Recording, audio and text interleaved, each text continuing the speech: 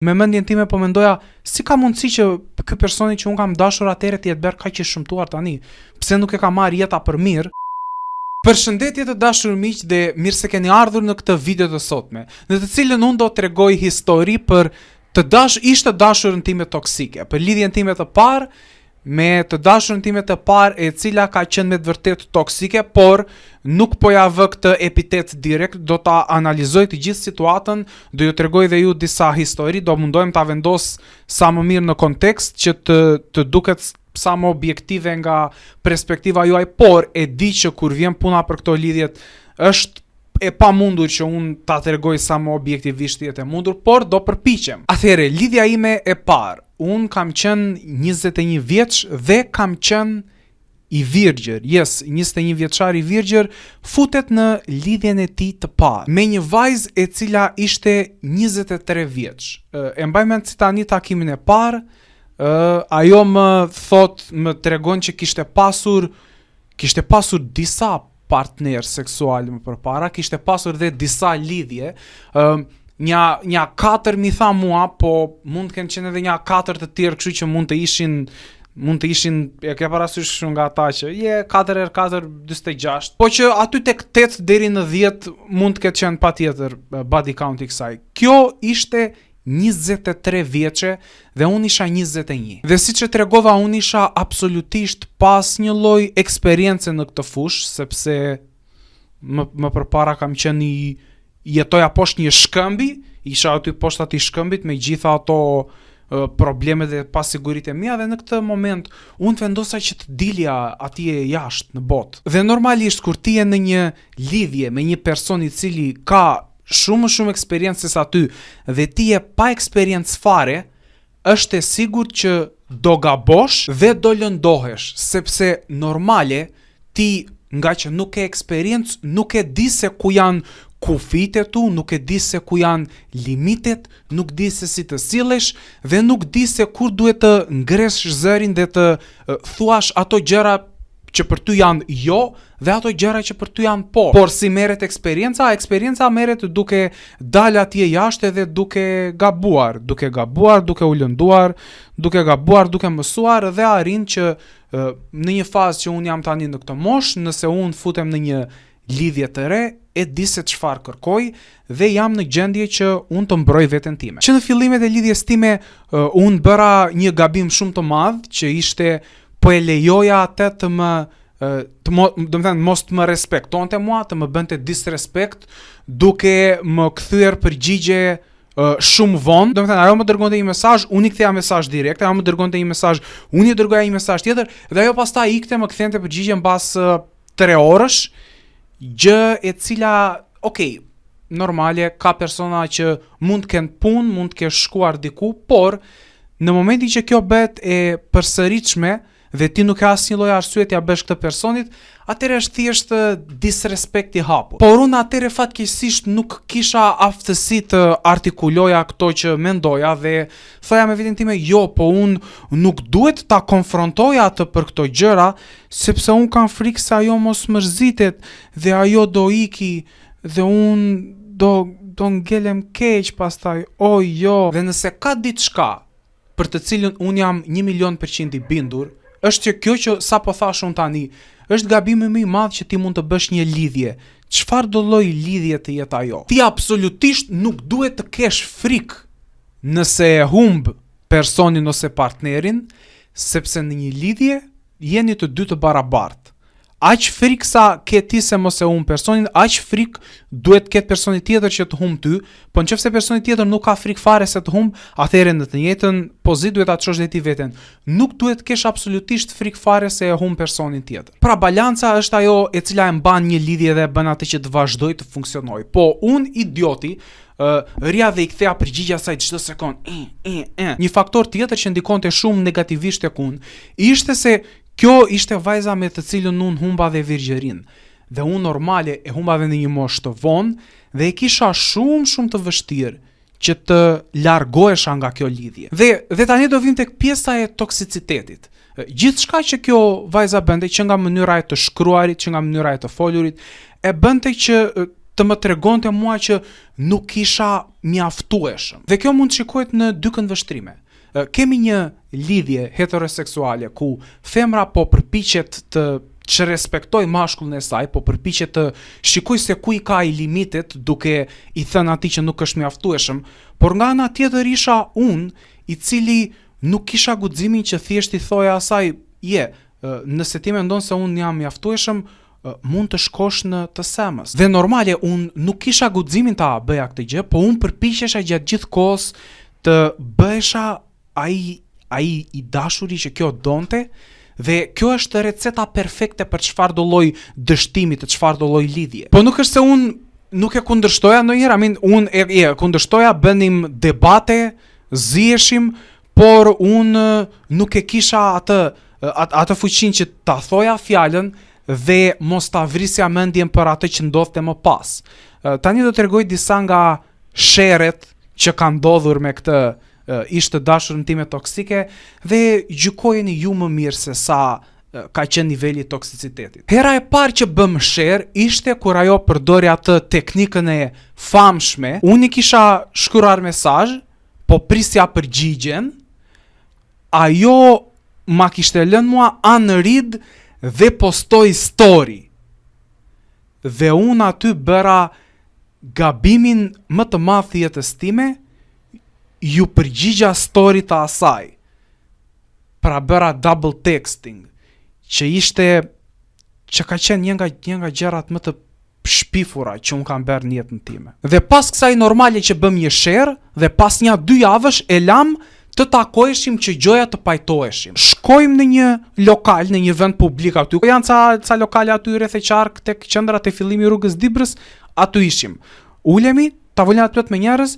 Kjo e kishte kuptuar që kishte bërë gabim normale, se ma bëri për inat, edhe e pa që unë u mërzita, kjo nuk e priste që unë të mërzitesha, dhe po përpiqej të më merrte me të mira. Unë ato momente kuptova që kisha sa do pak vlerë në atë lidhje, dhe nuk e di se qa gjërash po i kërkoja asaj, po i kërkoja nga ato gjërat që ti duhet të ndryshosh, ti duhet të bësh këtë, ti duhet më dëgjosh mua që është gjëja më pa lidhje që ti mund të bësh. Dhe kur kjo nuk ra dakord me asnjë nga këto gjëra që unë i thash, atëherë unë u ngrita nga tavolina, shkova, pagova lekët dhe ika.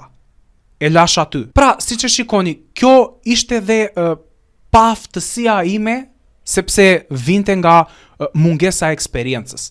Në momentin që një person, një vajzë apo një djalë, kushdo qoftë, që ju keni filluar po flisni ose jeni në një lidhje, arrin edhe bën gjeste nga këto të tilla që ty ta lë mesazhin unread edhe poston story ose poston foto dhe ty të duket disrespectful, gjëja e parë që duhet të bësh është, nëse ky personi ka sa do pak vlerë për ty, është që duhet t'ia thuash. Shiko, ti nuk mundet të ma lësh mua mesazhin unread dhe të bësh nga këto postime, sepse unë nuk e lejoj.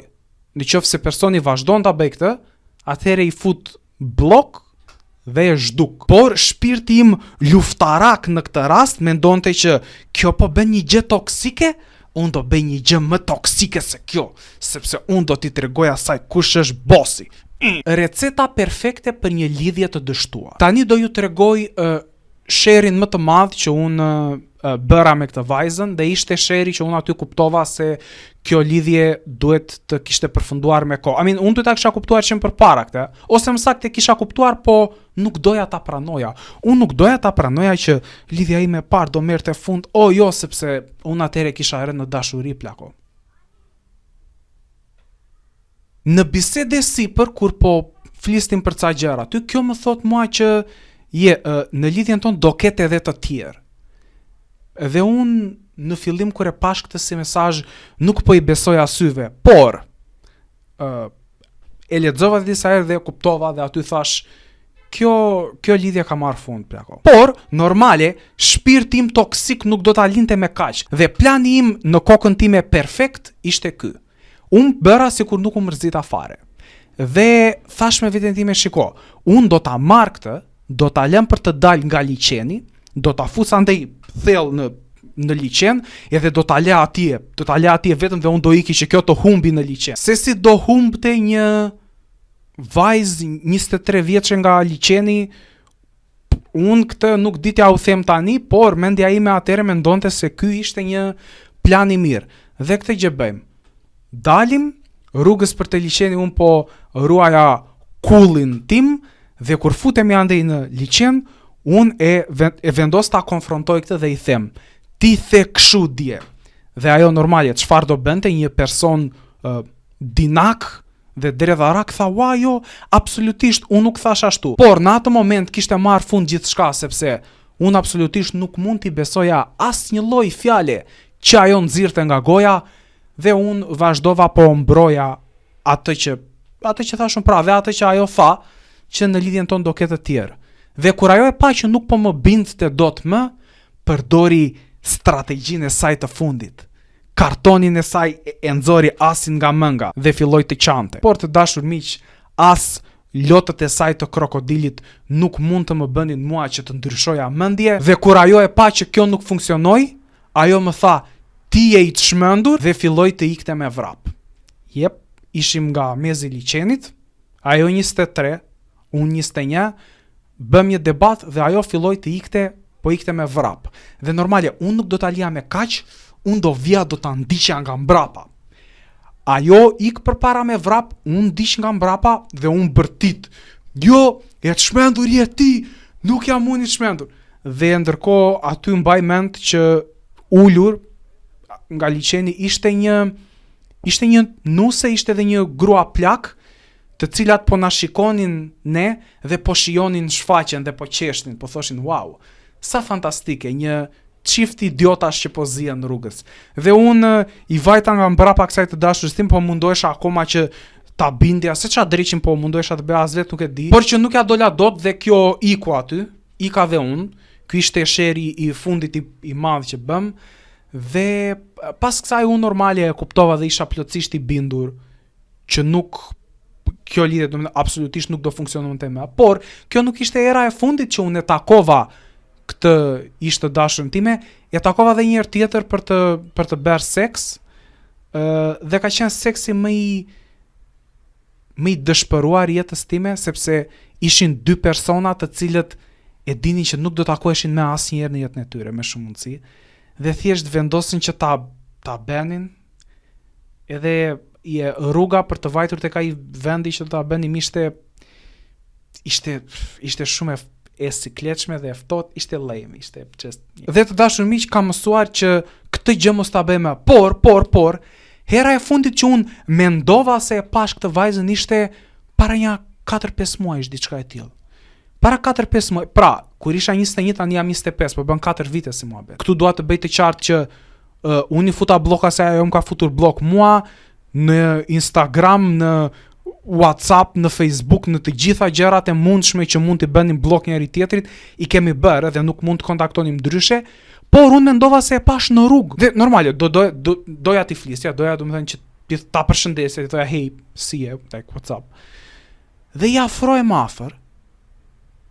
Domethënë isha diku tek 4-5 hapa larg, e shikoj, nuk më dukej sikur ishte ajo, sepse ajo atëherë i kishte flok të kuqe, ndërsa tani kishte kafe, pra i kishte bërë ngjyrën e saj natyrale. Po nëse kjo nuk është se ishte ndonjë diferencë e madhe. U afrova për ta parë nga fytyra. Kjo e kishte humbur fare plak. Domethënë kjo ishte po priste të kalonte aty në semafor, në Tiranë bëhet fjalë, edhe si çfarë po shikonte kështu lart në qiell, e kishte humbur. Afrohem edhe pak më shumë ti shikoja fytyrën. Më duk si e shëmtuar. Më duk shumë e shëmtuar dhe më duk sikur nuk ishte ajo, sepse me mendjen time po mendoja, si ka mundësi që ky personi që un kam dashur atëherë të jetë bërë kaq i shëmtuar tani? Pse nuk e ka marrë jeta për mirë dhe nuk vendosa ti flisja, sepse mendova se ishte një person tjetër dhe nuk doja ta shqetësoja dhe ika. Tani në retrospekt, pas 4 viteve që un jam në gjendje ta analizoj më mirë këtë si histori, normale kam më shumë për ta falenderuar këtë vajzën, sepse kjo mua më mësoi shumë gjëra. Më mësoi dhe gjithçka që një lidhje nuk duhet të jetë. Por ajo që është me të vërtet për t'u falenderuar është për faktin se më pëlqeu mua për atë që unë isha, pra një student viti 2 për anglisht, pa asnjë lloj ideje apo plani për të ardhmen dhe pa asnjë lloj leku, pa leks, pa asgjë. Kjo pa diçka tek mua që i pëlqeu. Dhe cila do qoftë mënyra se si u soll me mua, normale, është faji i saj. Po është edhe faji im që unë nuk dita të them dhe të flas, të artikuloj ato që për mua ishin po dhe ato që ishin jo. Dhe pasi dola nga kjo lidhje, mësova me të vërtet shumë.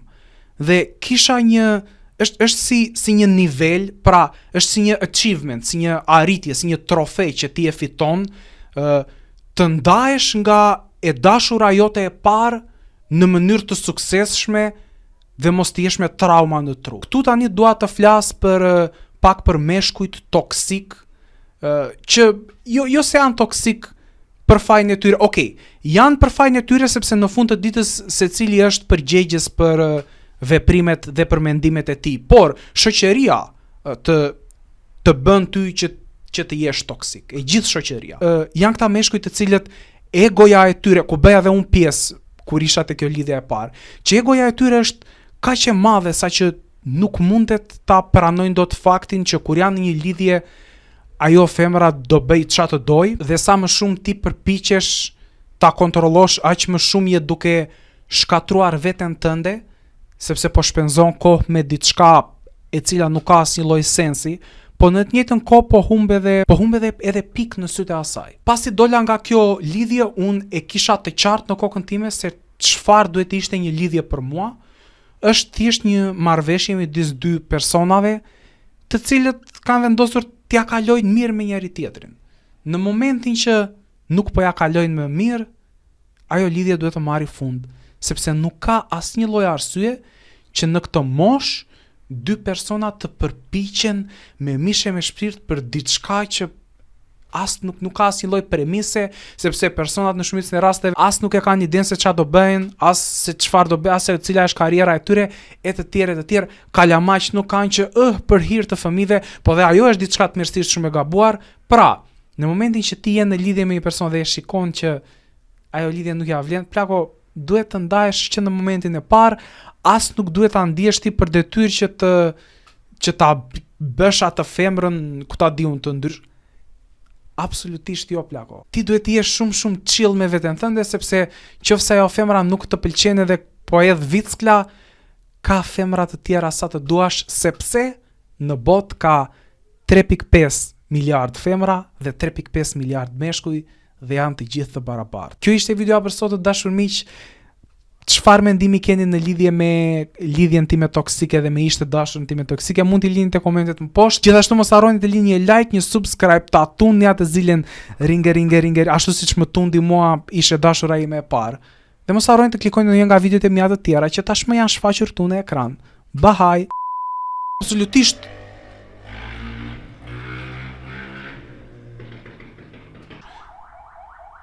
Po vdesin, kush po vdes? Vdisni ju qifsharo. Dhe